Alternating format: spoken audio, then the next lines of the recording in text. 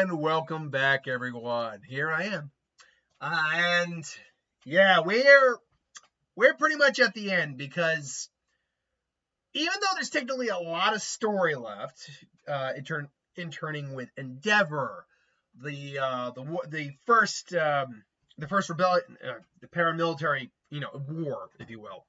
Deku going Dark Deku, and then the final war.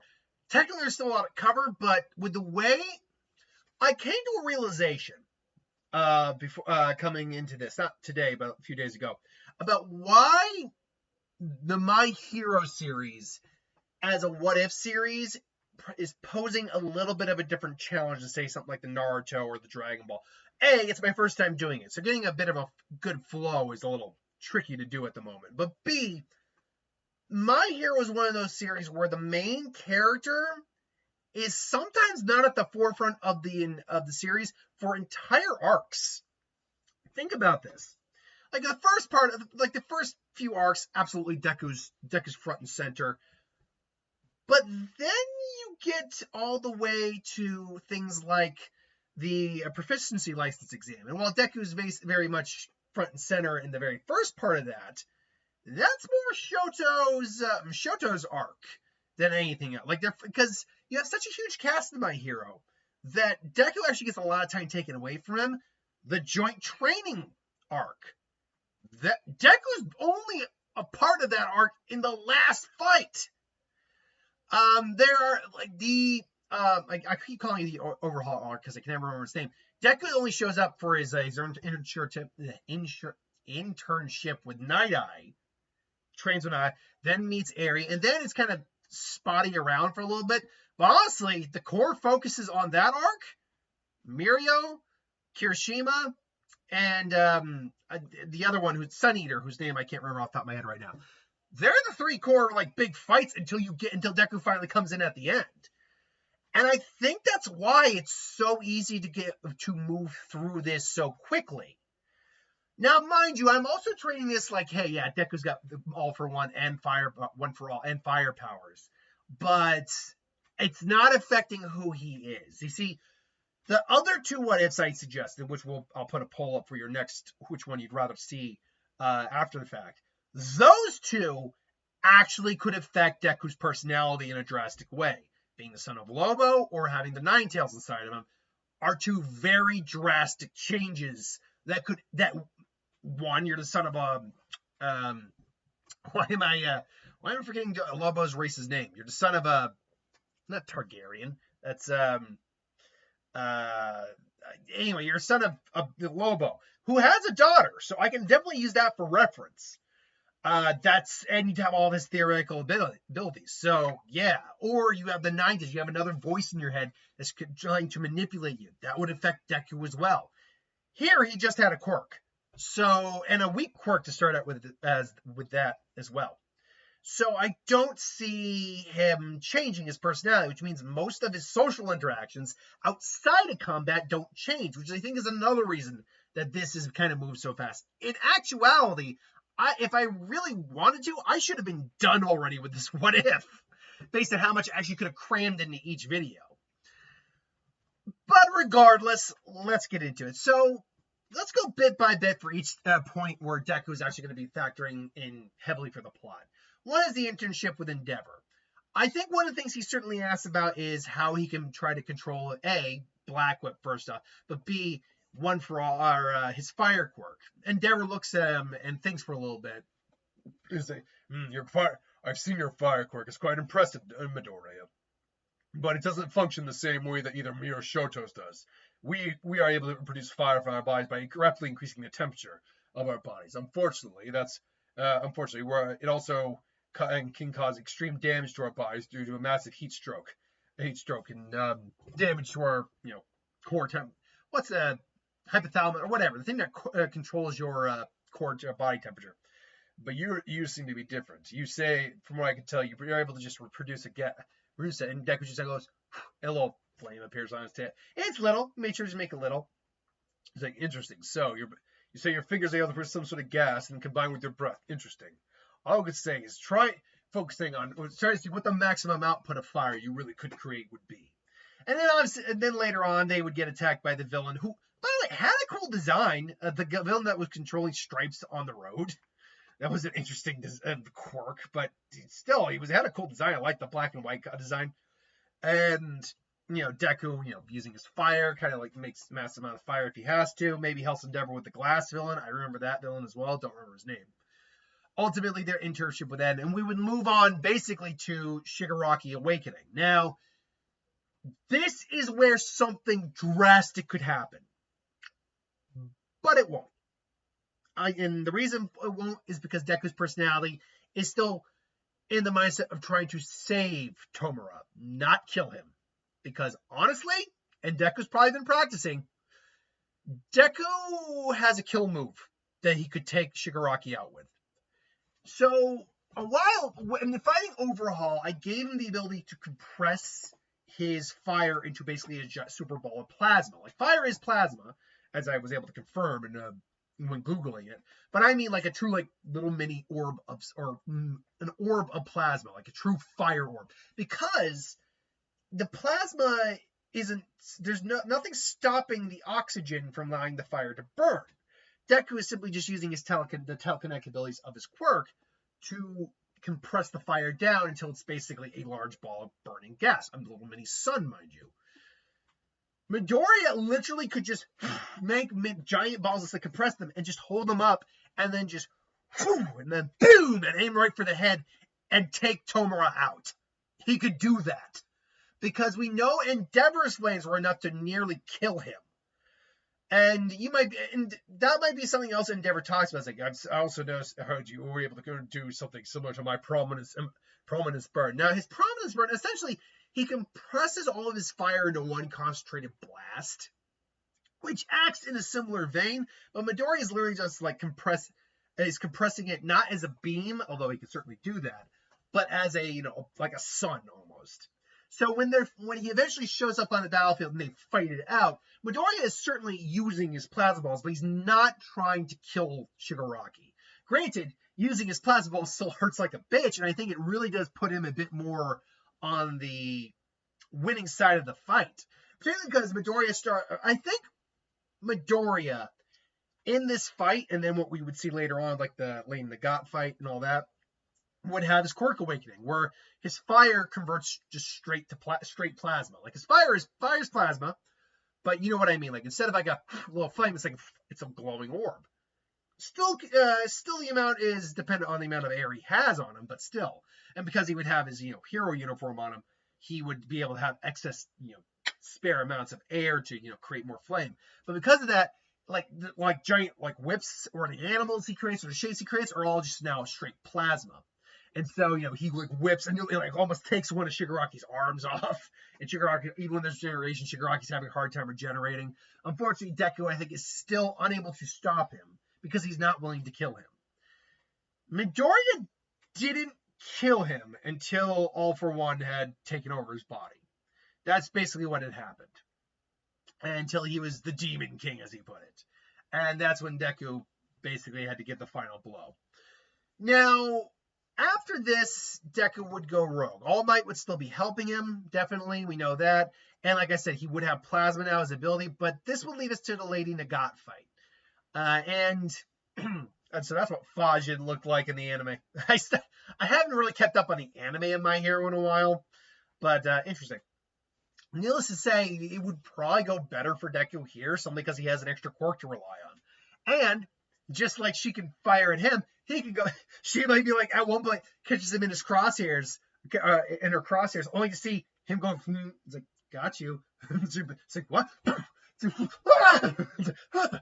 It's like maybe he breaks her rifle arm or something like that.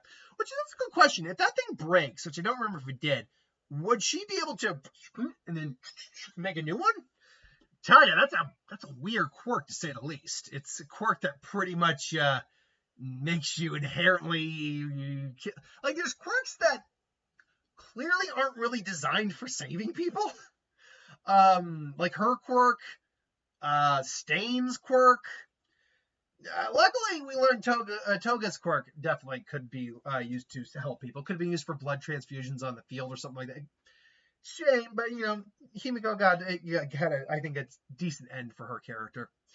And so Deku would ultimately be able to take her down. I think even better, like even cage her in plasma, just not going anywhere. And then obviously you get some mind control guy, and he can't take all these people on without hurting him. Class 1A comes in, and again, Deku does have his fire, but he doesn't want his plasma now, but he doesn't want to hurt his friends. So I think he's like trying to keep them at bay, cage them, only for a couple of them, like Shoto, just counteract with his ice, just all that, and basically finally stop him and put him down. This would lead to the last part of this series, and this I think is maybe the part we'll talk the longest on, his actual fight with Shigaraki. Now initially he got separated and Toga tried to keep him there, but no luck. He made it on his own using gear shift. Now, him versus Shigaraki here, I think would go even worse for Shigaraki by a large margin. Because he was already actually winning the first part of the fight with gear shift. It's just eventually he couldn't keep up and Shigaraki could. Shigaraki had a better endurance. But when you factor gear shift and factor his quirk, basically Deku was probably what Deku can easily do is create a fire orb, guard his hand with Black Whip, but still be in contact to use gear shift, and now have these insane speedball of plasma meteor death balls coming at Shigaraki from every angle. So Midoriya gets there, starts then just lifts him up, just stops him in there. Shigaraki's about to get up. All of a sudden, he just senses, huh? It just, he just gets. Unfortunately, we do know that even without all of his quirks, his body had evolved to the point of actually having a straight-out healing factor. So unless Deku is dealing the killing blow, he's not killing Shigaraki. And again, Deku isn't trying to kill Shigaraki at this point. This makes the fight a little... still a lot in the same vein. If you want this fight to possibly be different, you would need Deku to be willing to take out Shigaraki from the get. And if he was willing to take him out from the get, frankly, he would have taken him out in the previous fight. And that would have changed things up drastically. And All for One's plans would have been really messed up. Because, damn it all. Now you have to wait even more for a longer amount of time. But that's not the case. Obviously, All for One would also be, fighting All Might this whole time. He'd be dealing with all the issues going on there. Ultimately, Deku still would have to, throw the bits of One for All into Shigaraki to weaken him. And unfortunately, this still was the result in the loss of his arms. But Eri comes in, or Aizawa comes in with Eri's horn. He's able to, start growing his arms back. Obviously, the Demon King is there. And, he shows up. And Midoriya basically just says, I know, that's... and Midoriya's looking on, he's not moving. He's like, oh, it's wrong. Aren't you going to try to kill me, Midoriya? Maybe use one of your little fire tricks. You haven't taken that from... I can tell you didn't give that up. Which raises a good question. By throwing all the quirks of One for All at him, would he have to give up his own fire quirk for this? My answer to this is, I think, no. One, it's his quirk, not the other's quirks. Two, all the other quirks were enough to kind of get him down to where he needed to go. And three, and most importantly, I think the quirks that were sent were all already mixed into One for All. I don't think Midoriya's quirk was mixed in yet.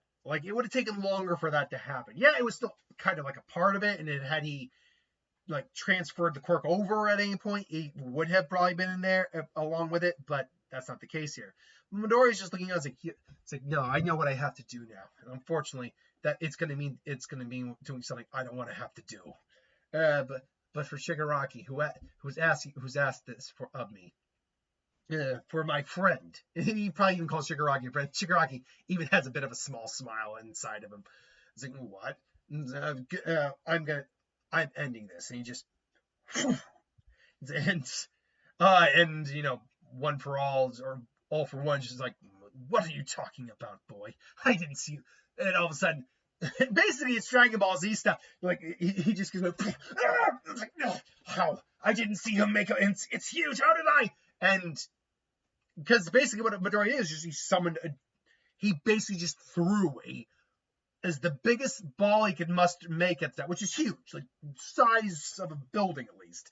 And it's basically Dragon Ball Z style. Like, and his hands are starting to evaporate. His regeneration's trying to keep up. It's like, it just, how, I didn't see you. I prepared that even before I even got the minute I got here.